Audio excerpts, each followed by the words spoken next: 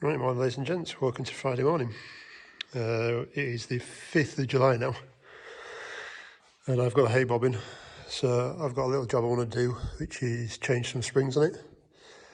So we've got a problem at the moment that these tines are not reverting back to their transport position, and they're hanging down, so there's one there, two more over there, another on that far side. So I want to change out these springs that are in here that have snapped. Basically the springs keep them up so that it makes it a little bit narrower on the road and also saves you tines as well. Especially when you put transport mode in, generally they end up catching or sitting there, and then when you pull the headstock up, lift it up, with a bit of slop we've got in here, basically that tine kind of digs itself into the ground and ends up being like 90 degrees. Which then obviously makes a mess of your next swath or your hay tedding for next time round. So it's a good idea just to get these changed out and replaced now. It's cheaper doing this than it is replacing those tines. So yeah, hopefully I'll show you how to do that. I have done a video of this before, but I didn't actually show you how I did it. I just talked you through. If you did go watch it, apologies for the quality of it. It's even worse than what I'm doing now. I'm very shaky on it, and my voice is rubbish on it, and I was actually over there in where the tractors are. So you'll have to forgive me. So yeah, what we're doing is going to take these springs out of here and replace them with these ones. Hang on, there's two there. So yeah, these springs. So what's happened is this end has snapped off.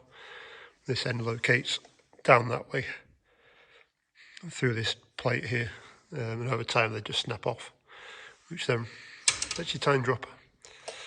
So there is a left and a right on these, like everything with a Haybob. So you do need to get the right side. I have actually just done that side because I could not remember how to do it. I even had to go watch my own video. That's why I know how bad it was. So yeah, it's a fairly simple process. I'll try and walk you through it as quickly and easy as I can.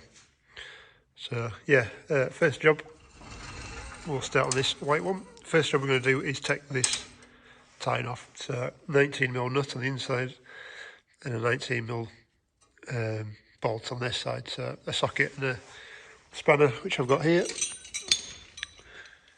And I'll be honest, show you that, but I'll just whip that off and then we'll get going. Right, so it's loose. I'm going to take the full bolt out. You don't usually have to, but these tines are quite tight on the spacers. So I'm going to undo these, pull both the big washer off the back, the nut and the bolt, and they come off like that. Right, next job we have to do is drive that roll pin there straight through the hole that's behind it. I don't know if you'll see that from there, but there is actually a hole. So what we need is a hammer, which we have. And because that spring's broken anyway, it makes no odds if you have to hit it, but basically get it at least started with a big hammer. And then I have two size punches.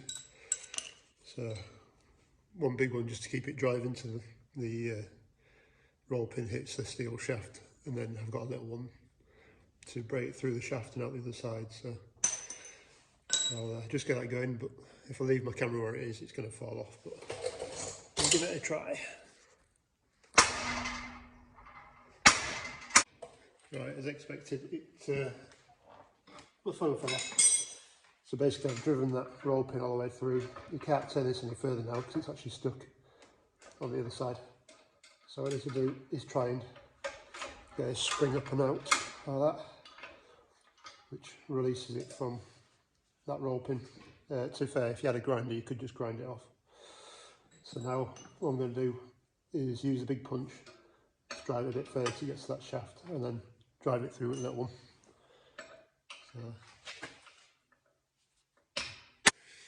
Right, so my roll pin has come out now. As you can see, it's not too bad. I had to replace these like 5 years ago when I did last video. So, but yeah, springs released now. So what I need to do is try and work this shaft out. It's fairly easy. and then we have like a plastic locator that sits on the end there. It's actually a bit of damage on it, but and then the spring comes out. These blocks are replaceable as well. It's a good time to do them. Basically, you need to get them twisted 90 degrees, and then they slide back out again. And as they're a bit tight, what I'm going to do is just WD them, and then I'll just wiggle them about a little bit, just to try and free them up a little bit. There we go, already. Just makes life a lot easier when you come to hay time and you have to change them about a bit. So, nice and loose now. Right, so what I need now is a new spring, and what I tend to do is just slide that plastic bit into the end of it, if it'll go in, and play ball with me.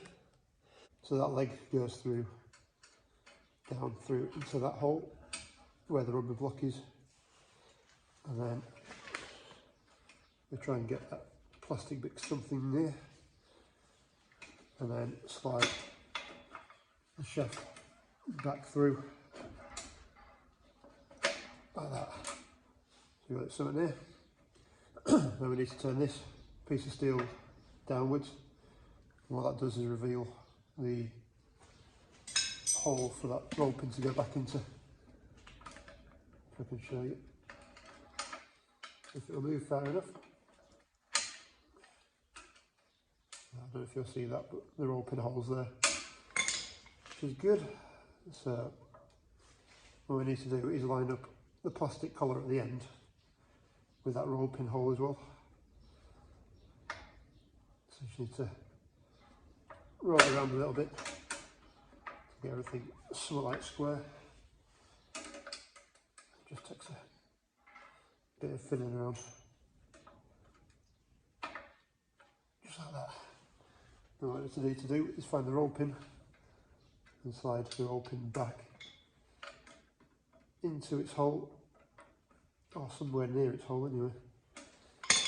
And then what we can do is just, we'll just get that roll pin back to where its hole is, and then tap it back in again. So just give me a minute while I do that. The roll pin's back again, as you can see. And what I've done is just had it coming out the other side a little bit.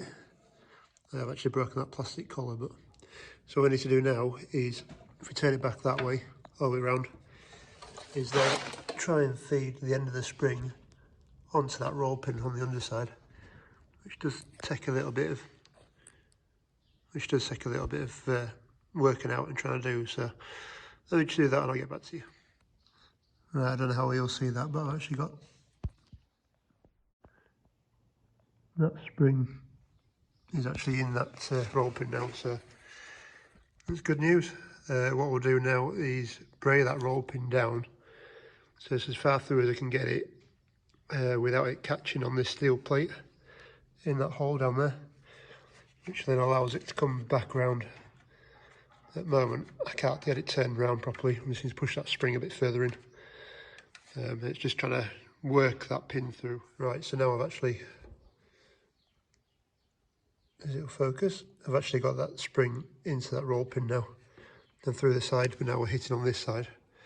So what I need to do is get my punch and drive that through on the end of that roll pin and make it so that it'll actually, that roll pin clears the hole at the back down there, which then allows that to come further forward and up and over.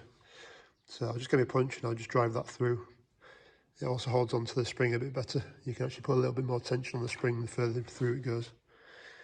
But I don't tend to do too much. As long as it clears that hole, I'll be happy. Right, so I've just tapped that roll pin in, as you can see. It clears that hole underneath and holds that top of that spring quite nicely now. So the rest position is inside the basket, and obviously the tine will come over. So that's the spring set and that roll pin. And all we need to do now is put back on the tine again. So as before, tine goes on, bolt comes up through the middle, the washer sits on top of the tine, and then the bolt holds it on. So I'll just do that, I'll come back. Right, so make sure you've got your tine going the right way. those bits always behind the tine, so this basket turns anti-clockwise, so that always wants to be to the right of it if you stood behind it. So that goes on, bolt underneath, washer on, and then your nut on it as well. Now with some of these tines you can actually just slide them off underneath the washer, but unfortunately with these ones the gap between the springs here is too tight, or even down the sides too tight, so it can't be done. Also when you put them on, make sure that the arc of the tine underneath is right underneath that washer as well, otherwise that's how you lose your tines. It's a bit tricky, but using your arms and everything else, hold your tine and then start winding it on.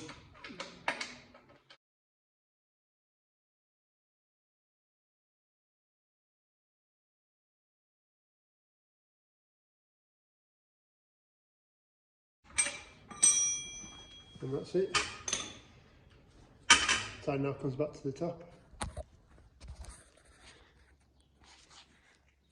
So yeah, fairly simple job to do, just takes 10 minutes.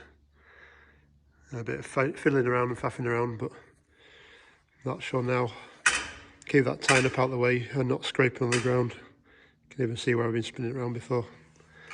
So yeah, a couple more to do and then I'll be done.